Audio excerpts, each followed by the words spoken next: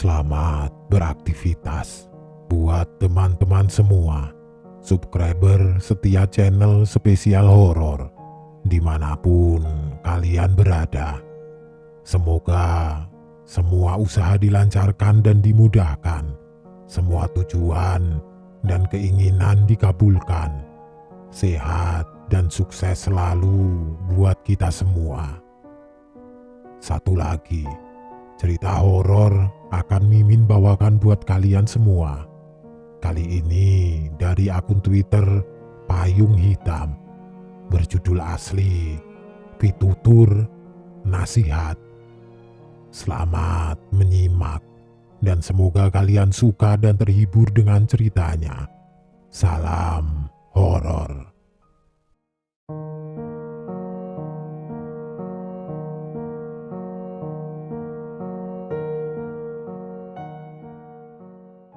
Namaku Galuh. Punya dendam dengan kakak kandungku sendiri.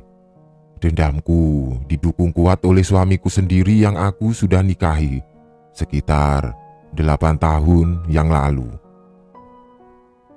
Cerita mundur di umurku yang masih 15 tahun pada tahun 2010. Saat itu, pulang sekolah, aku langsung menyusul ibu ke pasar karena dia jual ikan-ikan segar di sana. Sekolahku jaraknya tidak terlalu jauh, tapi kalau jalan kaki bisa 15 menit baru sampai. Aku biasa membantu ibu jualan di pasar karena aku tidak tega melihat ibu yang umurnya sudah hampir 60 tahun, tapi masih sibuk sendirian. Bapak cuma tukang becak. Jadi beliau tidak bisa selalu membantu ibu berjualan. Pasar biasanya tutup jam 2 siang untuk pedagang ikan. Tutup karena habis. Atau ikan bisa jadi tidak segar lagi karena dari subuh sudah digelar di meja pasar. Aku pulang sekolah jam 12 siang, jadi masih ada waktu 2 jam untuk membantu ibu beres-beres. Kadang aku sampai di pasar, dagangan belum habis, jadi kami harus setorikan ke pedagang keliling. Hari-hari kegiatanku begini. Terasa aku anak sematawayang padahal aku punya kakak laki-laki yang harusnya lebih bertanggung jawab. Suatu sore, waktu aku baru pulang dari pasar, aku melihat ada perempuan duduk di teras rumahku. Aku menebak-nebak siapa tamu ini. "Mohon maaf mbak, cari siapa ya?" tanyaku. "Lagi nungguin Mas Gamya." "Galuh ya?" kata perempuan itu. "Iya mbak, masuk mbak, tunggu di dalam saja yuk," ajak aku perempuan itu. "Ngerepotin ah, duduk di sini saja," tolak perempuan itu sopan. "Ya sudah mbak, aku masuk dulu ya. Mau beres-beres, tidak enak ini bau amis. Mari mbak," pamitku ke perempuan itu sambil sedikit menunduk. Karena aku selalu diajarkan ibu harus tunduk kepala ke orang yang lebih tua. "Mari," kata perempuan itu. Aku lihat di depan kamar belakang Mas Gamya sedang siap-siap. Memakai tali sepatunya, sisiran, menyemprotkan banyak parfum. Aku tebak dia mau pergi kencan dengan perempuan yang tadi. Aku belum sempat bertanya namanya dan siapa, tapi aku yakin itu pacarnya. Setelah beres-beres, aku mau pergi mandi, aku melihat ibu sedang berbincang dengan perempuan tadi di teras. Disusul Mas Gamya yang datang memanaskan motor RX King-nya. Setelah itu, naiklah perempuan itu ke atas motor dan pamit sama ibu. Ibu masuk dengan membawa tampah-tampah bekas dagangan. "Itu siapa bu?" tanyaku kepada ibu. "Temannya kakakmu. Cantik ya?" kata ibu. "Iya, siapa namanya bu?" tanyaku lagi. "Novi," jawab ibu sambil senyum-senyum. Aku tebak lagi. Sepertinya ibu senang dengan perempuan itu, karena pertama kalinya Mas Gamya mengajak perempuan ke rumah. Sebetulnya ibu sering khawatir dengan Mas Gamya. Baru tahun kemarin ia lulus SMA, tapi sampai sekarang belum ada pekerjaan dan sudah menggandeng perempuan saja. Tapi setidaknya ibu melihat peluang kalau Mas Gamya ada kemauan untuk berkembang. Ibu seperti banyak berharap padaku untuk segala hal karena Mas Gamya bukan orang yang banyak bicara. Sikapnya selalu dingin, suka melawan dan banyak melamun.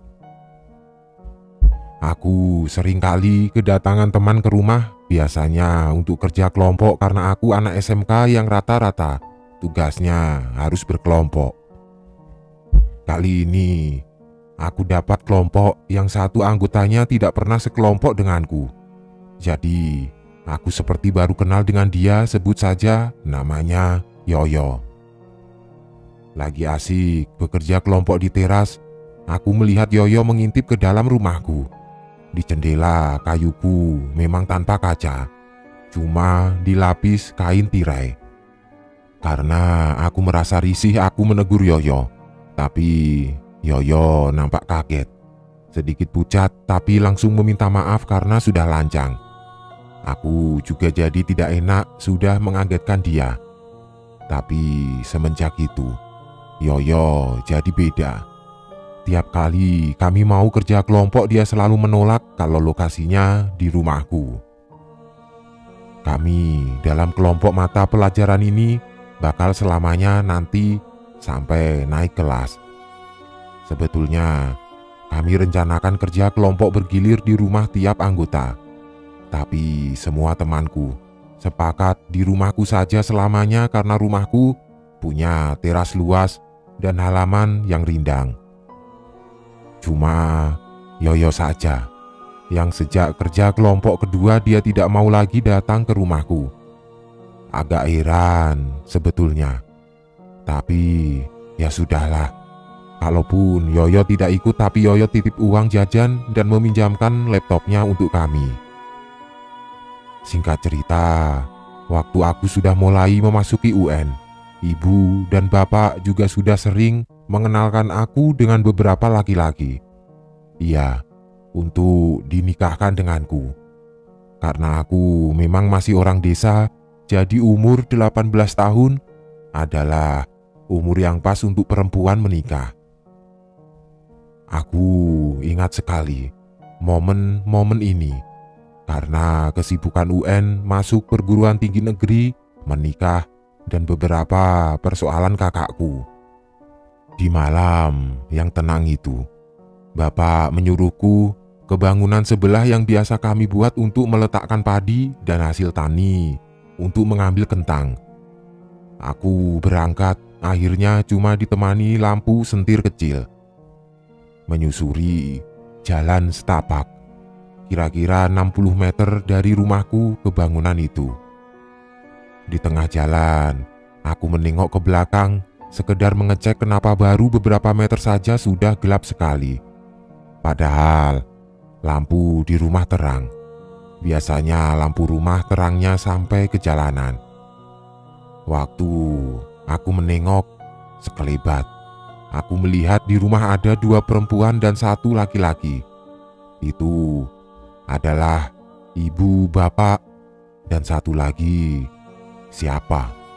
Aku sempat berpikir kapan ada orang masuk. Perasaan jalan ke pintu depan cuma 1. Tapi biarinlah, mungkin kawan ibu atau bapak yang mampir. Sampai di dekat bangunan itu, aku melihat ada seperti anjing di dekat tangga bangunannya. Aku agak ngeri dengan anjing, tapi waktu aku dekati ternyata itu Mas Gamya merangkak dengan sesuatu di mulutnya. Betapa kagetnya aku. Jantung serasa mau copot.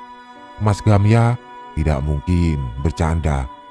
Ngobrol saja tidak pernah, apalagi bercanda. Aku lari secepatnya ke arah yang berantakan di antara rumput-rumput tinggi.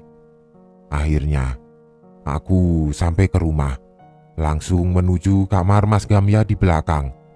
Betul, dia tidak ada di tempat. Bapak dan ibu kebingungan. Aku sudah tidak bisa berkata-kata lagi karena nafasku tersengal. Yang aku ucap cuma, "Mas Gamya, Mas Gamya," sambil menunjuk-nunjuk ke arah bangunan lumbung itu. Bapak cepat-cepat mengambil golok dan ibu menyusul di belakangnya. Aku cuma diam dan baru sadar kakiku berdarah-darah, kena ranting dan batu-batu besar di tanah karena tadi sandalku putus. Aku akhirnya terduduk di depan kamar Mas Gamya sambil menangis. Menangis kaget dan sakit sekali kakiku. Aku ingat waktu itu aku menangis. Ada yang menyusul. Iya, suara tangisanku ditiru entah oleh siapa. Aku spontan kaget menengok ke segala arah tapi tidak ada siapapun. Aku memberanikan diri untuk berdiri ke kamar mandi dan aku siram semua luka di kakiku. Setelah itu, aku obati sendiri di ruang tamu. Tidak lama setelah itu, ibu dan bapak datang ke rumah membopong Mas Gamya yang tubuhnya basah, kuyup, dan kotor. "Kok bisa-bisanya sih, Nak? Bangun, Nak, bangun. Ini ibu," kata ibu sambil membangunkan dan mengguncangkan tubuh Mas Gamya yang tatapannya kosong melotot ke arahku. Sementara bapak sibuk melepas pakaiannya dan membersihkan tubuh Mas Gamya.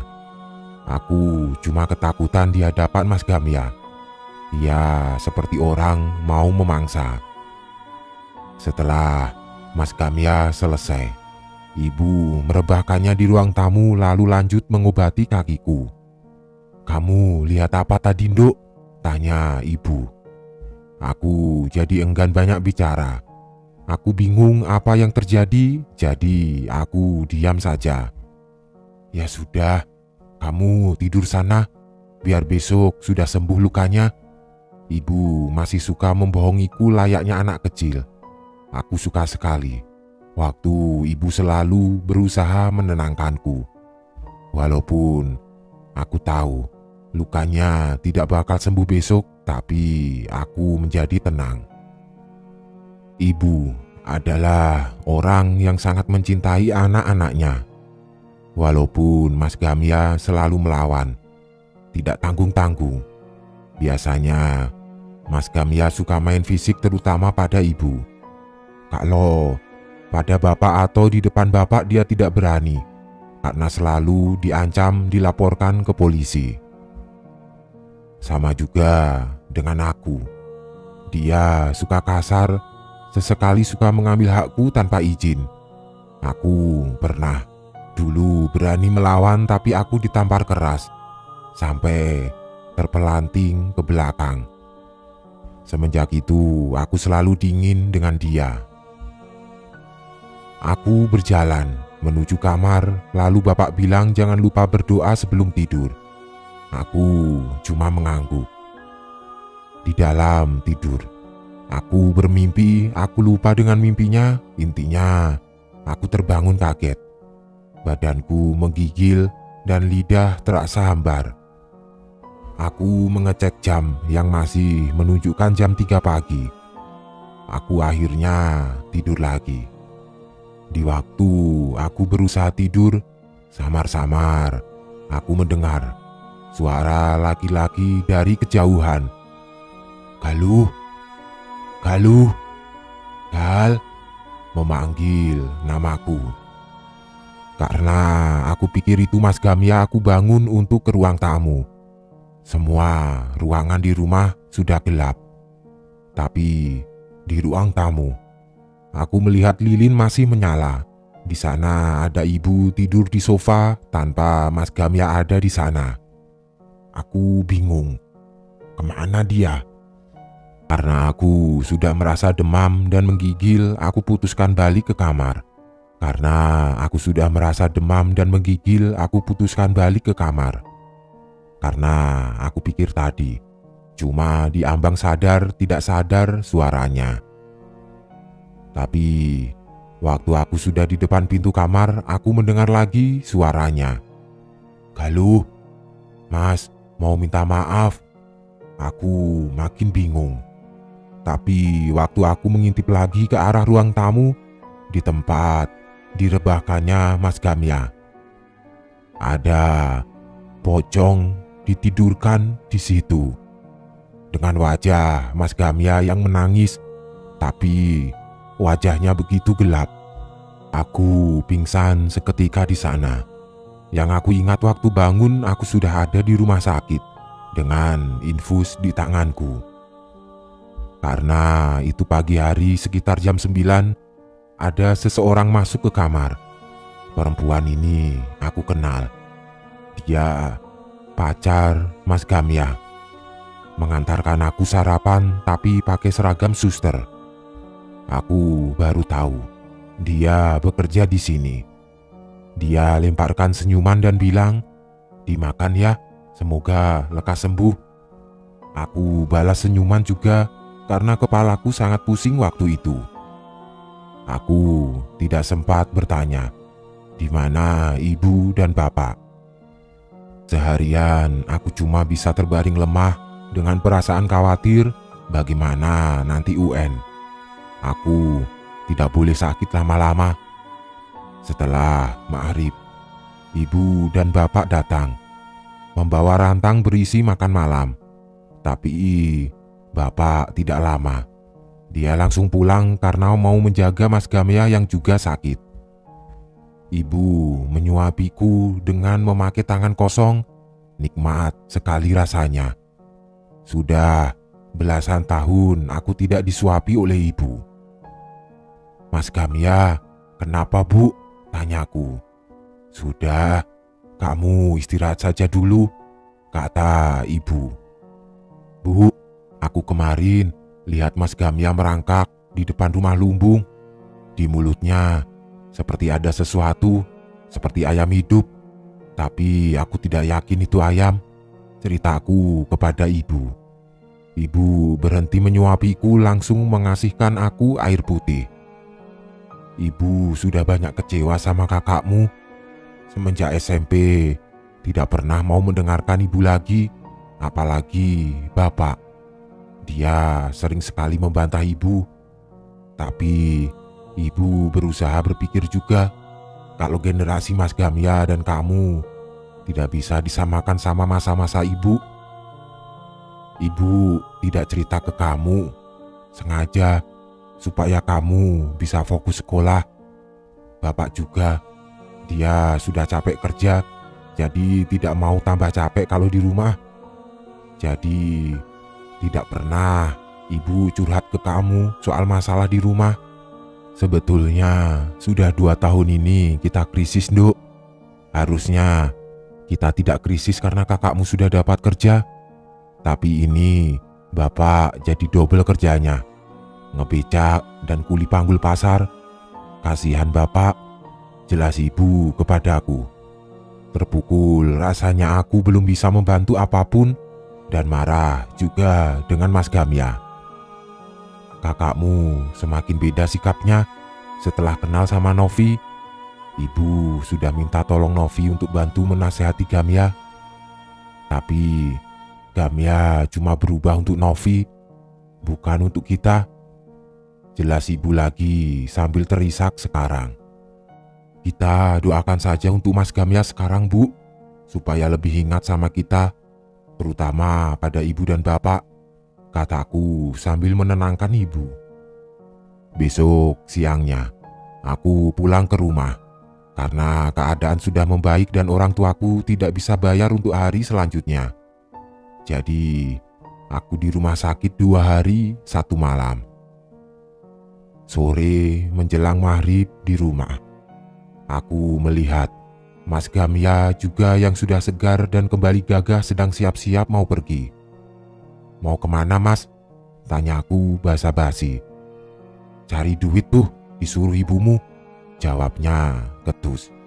"Oh, hati-hati mas," kataku sambil pegang tangannya karena aku mau salim. Tapi kagetnya aku, tangannya panas betul. Langsung aku lempar begitu saja. "Kalau geli denganku, mending tidak usah kenal aku saja," kata Mas Gamya membentak. Kemudian aku dikagetkan suara benda jatuh di belakang rumah. Aku spontan menengok ke arah belakang. Lalu maksudnya mau bertanya pada Mas Gamya yang barusan itu apa. Secepat itu aku menengok balik ke arah dia. Dia hilang begitu saja.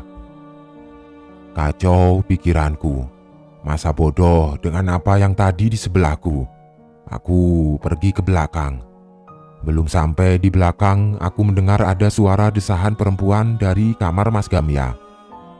Sepertinya ada yang tidak beres.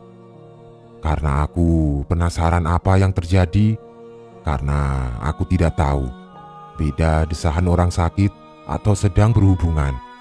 Akhirnya aku mengintip dari lubang kunci. Terkejutnya aku. Untung aku pilih mengintip dulu sebelum mendobrak, karena aku takut ikut campur dengan masalah orang. Tapi bukan masalah yang kudapat, tapi justru kakakku sendiri yang sedang bercinta. Aku segera pergi ke kamar dan berlagak tidak tahu apapun. Tapi di situ juga aku tidak habis pikir, siapa tadi yang aku ajak bicara. Aku menunggu ibu tidak kunjung pulang dari pasar. Bapak juga, padahal sudah lepas maghrib.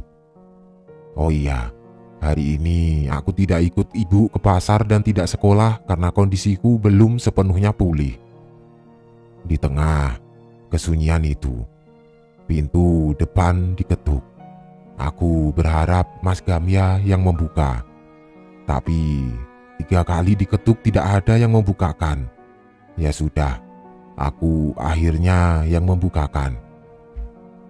Tidak ada siapapun di balik pintu, tapi ditinggali 1 buah kelapa hijau. Di sana ditulis pesan, "Untuk Gamya."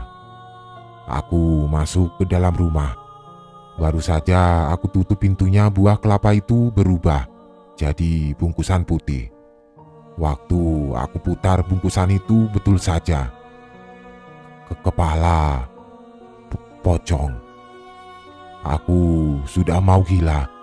Teriak sejadi-jadinya sambil aku melempar kelapa itu, menggelinding dengan tidak wajar karena tidak berhenti-henti terus ke arah dapur dan belok ke pintu kamar Mas Gamya. Apa yang barusan aku pegang? Apa yang barusan aku lihat? Tidak mungkin ini terjadi. Sampai aku bentur-benturkan tanganku ke lantai, rasanya sakit sekali. Tandanya aku tidak sedang bermimpi. Betul saja, dari kamar Mas Gamya aku mendengar suara teriakan laki-laki seperti kesakitan. Tapi karena aku tahu di dalamnya ada Mbak Novi, aku tidak berani ke sana. Aku malah keluar rumah untuk mencari bantuan. Di jalanan menuju pos ronda, aku mendengar seperti ada benda jatuh keras sekali. Aku mengecek. Ternyata betul, itu buah kelapa lagi. Karena aku sudah tahu, aku lanjut lari dengan setengah tenagaku. Sampai pos ronda, aku temui 3 orang bapak-bapak yang baru selesai sholat maghrib. "Tolong saya pak," kataku sambil terjatuh dan memeluk kaki dari salah satu bapak-bapak itu. Kenapa kamu nduk? Tenang dulu, tenang." "Kenapa?" kata bapak itu sambil membopongku ke pos. "Mas Gamya pak, Mas Gamya." Aku lagi-lagi tidak bisa bicara banyak, aku cuma terisak sambil tersengal-sengal. "Kamu anaknya Pak Rus ya?" kata bapak itu. Aku cuma mengangguk. "Ya sudah, sebentar, aku telepon bapakmu dulu," kata salah satu bapak-bapak itu sambil mengeluarkan ponselnya. Aku diajak pulang akhirnya ditemani bapak-bapak tadi untuk memastikan rumah aman. Tidak lama, bapak dan ibu pulang juga dengan laki-laki, sebut saja namanya Firman, yang sekarang menjadi suamiku. Singkat cerita, aku tahu kakakku dipikat oleh pacarnya yang ternyata tunangannya juga, tanpa sepengetahuan keluargaku. Kami tahu itu karena Mas Firman adalah rekan kerja dari pacar Mas Gamya. Aku bingung, kenapa dia harus tunangan diam-diam, kenapa tidak izin saja? Lagian ibuku sudah setuju setauku. Tapi ternyata tidak. Ibu begitu tidak setuju dengan Novi karena walaupun ia sopan santun, murah senyum, tapi hatinya serakah. Mas Firman tahu semua ini setelah beberapa kali memergoki Novi jalan dengan laki-laki lain. Sedang kakakku Mas Gamya sering ke rumah sakit sekedar mengantarkan Novi bakso kesukaannya. Mas Firman mengamati semuanya karena dia bertugas mengontrol segala kegiatan perawat di rumah sakit. Sesekali Mas Firman menegur Mas Gamya supaya tidak terlalu sering ke rumah sakit untuk melihat Novi.